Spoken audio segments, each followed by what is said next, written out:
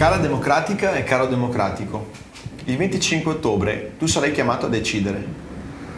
Le primarie del Partito Democratico sono un fatto importantissimo per il nostro paese. Un paese in cui la destra vuole che i cittadini siano passivi e rassegnati e che siano anche sudditi. La destra vuole un paese che assista muto, ad esempio, alle ciniche prese in giro di Tremonti, che sostiene il valore del posto fisso e nello stesso giorno da ministro permette che il governo dia il ben servito a migliaia di precari del mondo della scuola. Oppure quei provvedimenti odiosi come lo scudo fiscale, che premiano i furbi e i disonesti dando un messaggio diseducativo al paese e che sono un vero schiaffo a tutti i lavoratori dipendenti e autonomi che pagano onestamente le tasse anche nel nostro Veneto. Oppure ancora i balletti per le poltrone e le careghe, come diciamo noi qui in Veneto, per la successione di Galan, mentre i lavoratori e le imprese sono in grandissima sofferenza per effetto della crisi. La prima nostra vittoria allora sarà quella di andare in tantissimi a votare e dimostrare ancora che c'è un'Italia e un Veneto che resistono e dicono no a questa destra e alla sua visione di antivalori. So che ascoltando questo mio discorso qualcuno di voi potrà dire che anche Prodi doveva essere così e che anche Veltroni, la candidatura di Veltroni, la segreteria di Veltroni conteneva questa promessa e che invece poi sappiamo tutti come è andata a finire. Questa volta però io mi sento di rassicurarvi e di dirvi che sarà diverso. Dario Franceschini l'ha dimostrato da quando, ad esempio, 7 mesi fa ha fatto un passo avanti mentre tutti gli altri hanno fatto un passo indietro ed ha assunto il compito delicato e difficile di prendere in mano la segreteria del Partito Democratico. Non dobbiamo oggi ripetere gli errori del passato, non dobbiamo assolutamente tornare indietro. Soprattutto non dobbiamo permettere che i leader del centro-sinistra, sia che siano al governo che siano alla segreteria del partito, vengano impallinati dal fuoco amico di chi non ha mai creduto nel progetto del Partito Democratico. Il coraggio di cambiare Dario lo ha dimostrato e lo sta dimostrando in questi giorni.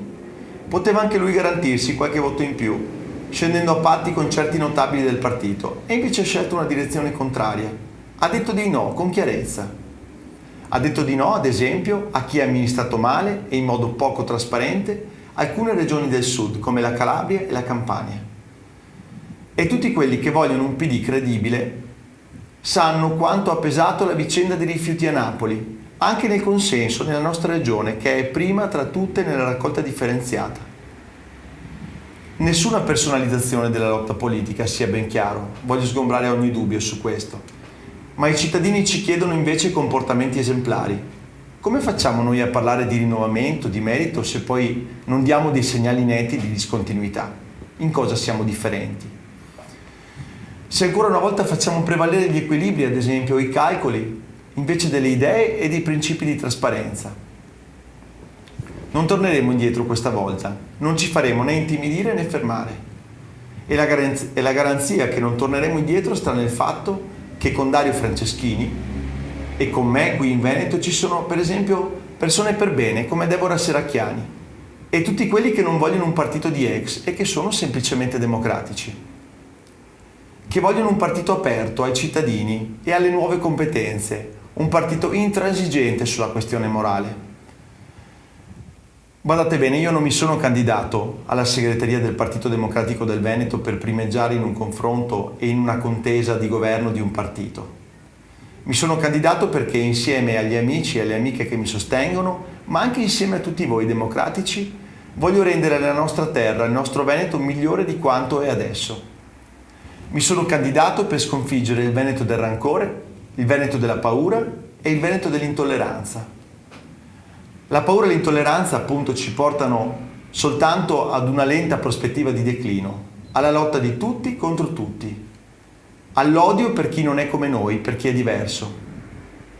Non si governa un paese con la paura, perché l'unico effetto della paura è quello di fare crescere l'insicurezza e sfilacciare i legami di fiducia. La mia, ne sono consapevole, è la prima generazione che rischia di stare peggio dal punto di vista economico e dei legami sociali rispetto alla generazione di mio padre. Il Veneto non vuole essere questo, il Veneto vuole essere ancora una grande opportunità, vuole cambiare. Dal Veneto può cominciare davvero un cammino di cambiamento che può avere una ripercussione positiva nel paese. Dobbiamo però innanzitutto offrire al Veneto una visione alternativa, una visione che sia diversa, opposta, una nuova gerarchia di valori rispetto alla destra. La migliore tradizione veneta è quella della coesione, lo sappiamo, della solidarietà delle nostre comunità. È la tradizione di saper innovare, è la tradizione che sa coniugare il benessere economico con la qualità della vita. Il Veneto per cambiare però deve investire nel proprio coraggio, deve investire su se stesso, deve investire su quelli che io ho cominciato a chiamare i 3 capitali straordinari di cui disponiamo.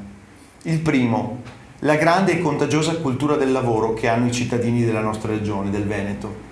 Il secondo, la straordinaria capacità di intraprendere, di creare prodotti e servizi straordinari pur non avendo tante materie prime.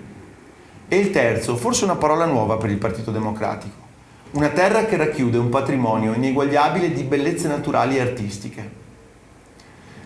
Allora il Partito Democratico del Veneto deve essere il partito del lavoro, deve essere il partito dell'impresa, deve essere il partito del territorio.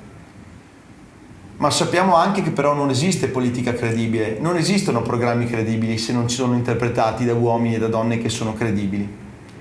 Serve coerenza tra i valori, tra le proposte concrete, ma anche tra le persone che le incarnano e che si candidano a interpretarle.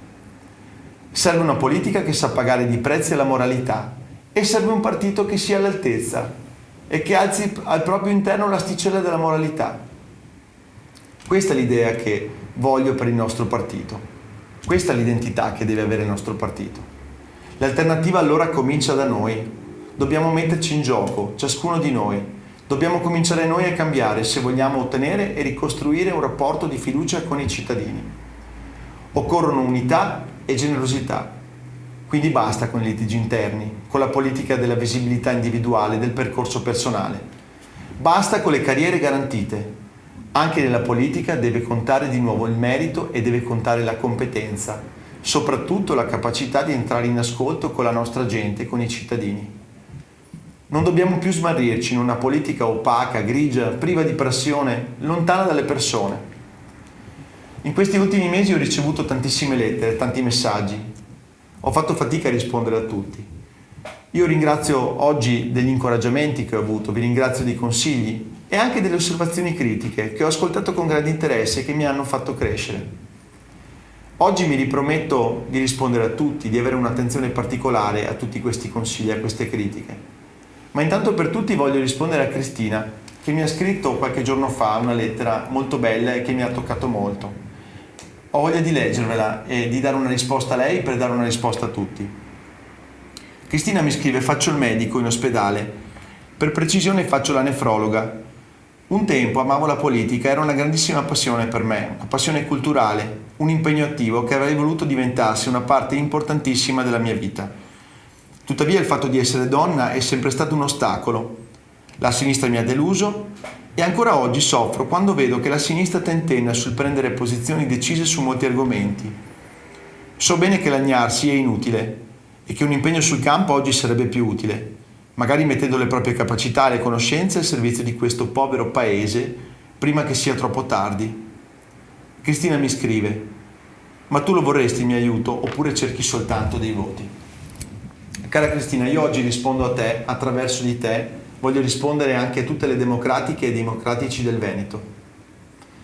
Non sono io ad avere bisogno del tuo aiuto, forse non è neanche il Partito Democratico ad avere bisogno del tuo aiuto e dell'aiuto di tante persone come te. È la nostra terra, è il nostro Veneto che ha bisogno del tuo aiuto, è il nostro paese, è l'Italia che ha bisogno di te e delle persone come te, che sono le persone migliori della società italiana. Ed è per questo che il mio impegno sarà quello di non disperdere l'energia, di non disperdere le competenze, le idee, l'impegno, la passione delle persone come te. Il 25 ottobre quindi andiamo tutti insieme a votare.